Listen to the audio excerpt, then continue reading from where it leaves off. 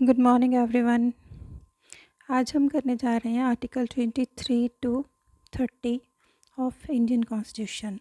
इससे पहले हम 22 तक कर चुके हैं। आई होप कि आपको वो सब आर्टिकल समझ आ गए हो। अगर आपको नहीं समझ आए हो तो दोबारा आप वीडियो को रिकॉर्डिंग जाकर देख सकते हैं। आज का हमारा पहला आर्टिकल है आर्टिकल 23। आर्टिकल 23 क्या कहता है? Prohibition of the traffic in the human beings. Traffic in human beings तो समझाने की ज़रूरत नहीं है, सबको पता होता है कि ट्रैफिक की जाती है ह्यूमन बींग्स की। इसका आर्टिकल 23 सब क्लोज 1 के अंदर बोला जाता है traffic in human beings and begar and other similar forms of forced labour of prohibited and any contravention of this provision shall be an offence punishable in accordance with the law. Sub clause 1 कहता है कि अगर किसी को ज़बरदस्ती forced labour करवाई जाती है तो उसके लिए उनको पनिशमेंट दी जाती है according to law. Sub clause 23 article 23 sub clause 2 कहता है nothing in this article shall prevent the state from imposing compulsory service for the public purposes and in imposing such services that the state shall not make any discrimination on the grounds of the sex, religion, race, religion, caste और class और any of them. कि अगर किसी इंसान से कोई भी मान लो कोई भी इमरजेंसी होगी, कुछ भी हो जाए तो उनको फोर्सफुली तो नहीं, मतलब उनसे काम लिया जा सकता है पब्लिक पर्पसेस के लिए। वो कंपलसरी सर्विस के अंदर ऐड किया जाएगा, उसको फोर्स्ड लेबर के अंदर ऐड ऑन नहीं किया जा सकता। वो उसके लिए the state shall not make any discrimination. State उसके ऊपर किसी प्रकार का कोई डिस्क्रिमिनेशन नहीं कर सकती है on the grounds of race, religion, caste और क्लास के ऊपर, या फिर इनमें से किसी में से भी। इसके अंदर दो फेमस केसेस हैं। PUDR versus union of India 1982 का केस है। इस केस के अंदर क्या था? फोर्स्ड लेबर करवाई जाती थी। गरीबों को जितना वो लोग काम करते थे उससे कम वेतन दिया जाता था। उस और डिस्क्रिमिनेशन भी किया जाता था। मेल और फीमेल की सैलरी के ग्राउंड्स भी अलग अलग थे कि मेल को ज़्यादा मिलेगी और फीमेल को कम मिलेगी, इस टाइप से।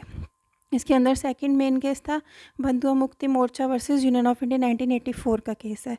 इस केस के अंदर फिर इस सब डिस्क्रिमिनेशन को देख के इस केस के अंदर गाइडलाइंस दी गई थी सुप्रीम कोर्ट के द्वारा कि जो भी है उनके लेबरर्स के फेवर के लिए कि किस टाइप से उनसे काम करवाया जाना चाहिए। नेक्स्ट आ जाता है हमारा आर्टिकल 24 एक्सप्लेन करता है prohibition of employment of the children, कि जितने भी छोटे बच्चे हैं below the age of 14 years, उनको किसी भी हज़ार्डस एम्प्लॉयमेंट के अंदर नहीं डालना, जैसे कि वो किसी भी हज़ार्डस कंपनीज के अंदर काम नहीं कर सकते। नेक्स्ट आता है right to freedom of religion. ये आता है हमारा आर्टिकल 25 टू 28 के अंदर। आर्टिकल 25 कहता है freedom of conscious and free profession, practice and propagation of religion. Article 25 1 clause के अंदर बोला गया है subject to the public order, morality and health and to other provision of the part also person equally entitle to freedom of, मतलब कि किसी भी जैसे एक पर्सन की पब्लिक ऑर्डर, मोरालिटी या फिर हेल्थ के अकॉर्डिंग नहीं, उसको फ्रीली कोई भी किसी प्रकार का वो अपने काम को प्रोफेस कर सकता है, प्रैक्टिस कर सकता है और या फिर उसको फैला सकता है, प्रोपेगेट कर सकता है किसी भी रिलीजन के पर्सन को। नेक्स्ट 25 से क्लोज 2 आ जाता है। In this article shall affect the operation of an existing laws और prevent to the state for making any law regulating or restricting any economic, financial, political or other secular activity which may be associated with the religious factors. Next आ जाता है हमारा इसमें B में बोला गया providing for social welfare and the reform और the throwing open Hindu religion institutions of a public character to all the classes and sections of Hindus. ठीक है। आर्टिकल 26 एक्सप्लेन करता है। 26 के अंदर आता है freedom to manage religious affairs, के रिलीजियस अफेयर्स को जो भी है अपने हिसाब से कोई भी पब्लिक ऑर्डर, मोरालिटी और हेल्थ को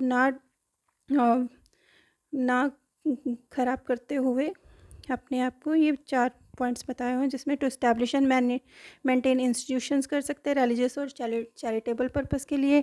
उसके बाद टू मैनेज कर सकते हैं उसके affairs in the matter of religions के according, to own and acquire movable property, अपनी मूवेबल प्रॉपर्टी खरीद सकते हैं कहीं पे भी कुछ भी रिलीजियस बना सकते हैं, and to administer such property in the accordance with the law, but जो भी वो प्रॉपर्टी ली जाएगी वो अकॉर्डिंग टू लॉ ही ली जाएगी। नेक्स्ट रहता है आर्टिकल 27 बात करता है freedom as to the payment of the taxes for the promotion of any particular religion.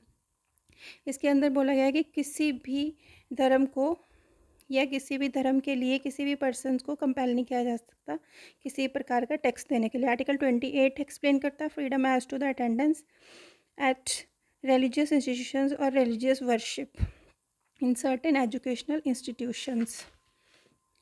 Article 28 के अकॉर्डिंग इसमें सब तीन क्लॉजेस दिए गए हैं, बट इसको मैं इन शॉर्ट में आपको समझाना चाहूँगी। फर्स्ट क्लोज के अंदर बात की गई है होली फंडेड बाय स्टेट। जितने भी गवर्नमेंट स्कूल या गवर्नमेंट कॉलेजेस होते हैं उसके अंदर बोला गया है कि किसी भी रिलीजियस इंस्ट्रक्शंस को जो है मेंटेन नहीं किया जाएगा। जो भी जैसे कि स्कूल होते हैं कॉलेजेस होते हैं उसके अंदर कोई भी prayer like religious instructions means like कोई प्रेयर वगैरह के लिए उनको फोर्स नहीं किया जाएगा। नेक्स्ट है होली क्लोज 2 कहता है इसका Holi funded and religious groups.